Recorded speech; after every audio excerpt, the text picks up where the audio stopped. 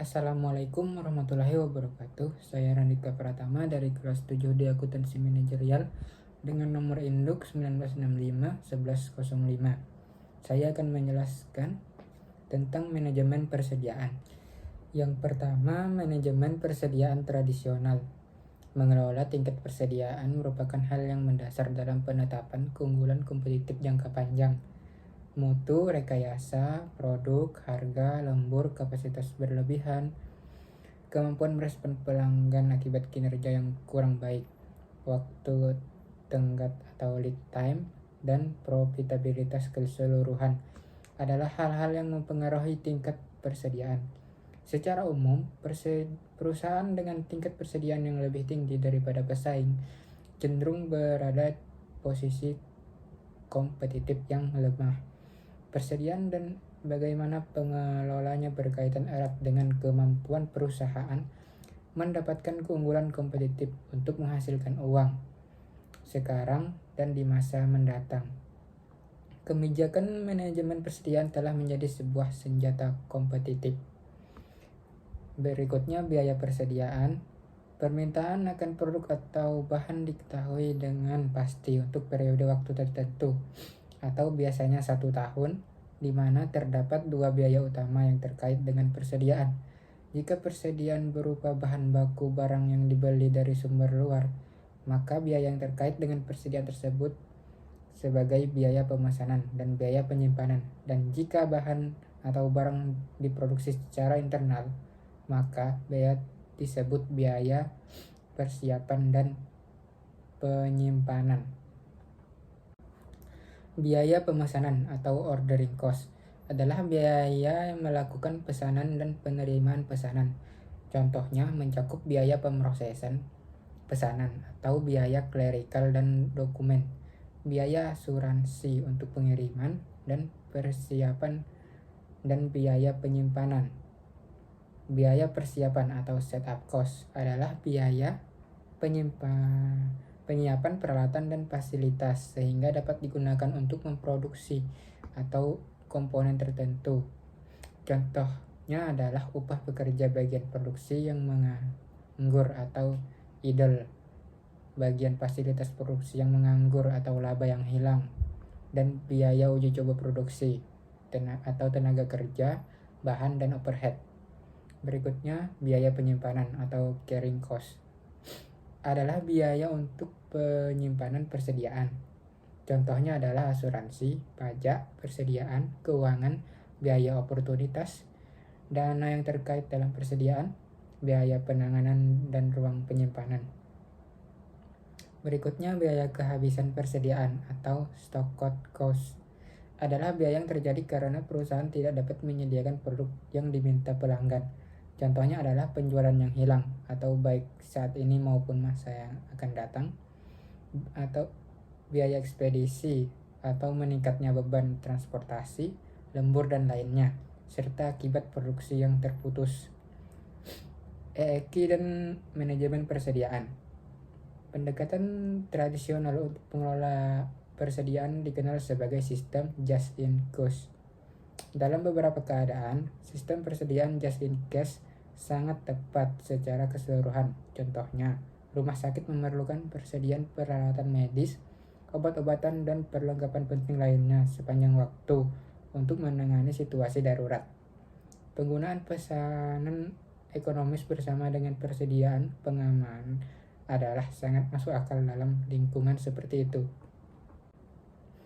Manajemen persediaan JIT. Perusahaan asing menawarkan produk yang bermutu lebih tinggi dan berharga lebih rendah dengan keunggulan khusus sehingga menciptakan tekanan yang berat pada perusahaan domestik yang memiliki batch besar dan biaya persiapan yang lebih tinggi untuk meningkatkan mutu dan keragaman produk sambil secara simultan mengurangi total biaya. Tekanan kompetitif ini telah menyebabkan banyak penurunan beralih ke pendekatan JIT. JIT mempunyai 2 tujuan strategi, yaitu meningkatkan laba dan memperbaiki posisi kompetitif perusahaan. Kedua tujuan ini dicapai dengan mengendalikan biaya atau yang memungkinkan persaingan, harga lebih baik, dan peningkatan laba. JIT adalah pendekatan manufaktur yang menyatakan bahwa barang harus ditarik melewati sistem oleh permintaan saat ini daripada didorong melalui sistem pada schedule tetap berdasarkan permintaan yang diantisipasi.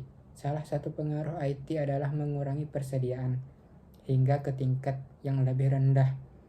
Usaha untuk mencapai tingkat persediaan yang tidak signifikan adalah penting bagi kesuksesan JIT. Kinerja DUIDET adalah ukuran kemampuan perusahaan untuk menanggapi kebutuhan pelanggan di masa lalu. Persediaan barang jadi telah digunakan untuk menjamin bahwa perusahaan mampu memenuhi tanggal pengiriman yang diminta. Kebanyakan perhentian produksi terjadi karena salah satu dari 3 alasan, yaitu kegagalan mesin, kerusakan bahan atau subperakitan, dan ketidaktersediaan bahan baku atau subperakitan. Sistem Kanban adalah sistem informasi yang mengendalikan produksi melalui penggunaan tanda atau kartu. Sistem Kanban bertanggung jawab dalam sistem menjamin bahwa produk yang dibutuhkan atau komponen diproduksi atau diakuisisi dalam kuantitas yang sesuai secara tepat waktu. Sistem Kanban dasarnya menggunakan 3 kartu, yaitu yang pertama Kanban penarikan atau withdrawal Kanban, yang kedua Kanban produksi atau production Kanban, yang ketiga Kanban pemasok atau vendor Kanban. Keterbatasan JIT. JIT bukan merupakan pendekatan yang bisa dibeli dan diterapkan dengan hasil segera. Implementasinya merupakan proses evolusioner, bukan revolusioner. JIT seringkali disebut sebagai program penyederhanaan, namun ini bukan berarti mudah atau sederhana untuk diterapkan. Kekurangan yang paling menonjol dari JIT adalah ketidakadaan persediaan untuk menyangga perhatian produksi. Penjualan saat ini secara konstan terancam oleh terhentinya produksi yang tidak terduga. Kenyataannya, bila terjadi masalah, pendekatan JIT mencoba untuk menemukan dan menyelesaikan masalah sebelum aktivitas produksi lebih lanjut terjadi. Kendala TOC. Teori kendala untuk menempatkan manajemen persediaan sebagai suatu yang penting dibandingkan sudut pandang tradisional. TOC mengakui bahwa penurunan persediaan akan mengurangi biaya penyimpangan dan dengan demikian menurunkan beban operasi serta memperbaiki laba bersih. TOC memfokuskan pada 3 ukuran kinerja perusahaan, yaitu yang pertama output, kedua persediaan, dan ketiga beban operasi. Dengan demikian, output meminimalkan persediaan dan menurunkan beban operasi. 3 ukuran kinerja keuangan dan dipengaruhi laba bersih dan pengambilan atas investasi serta arus kas akan meningkat.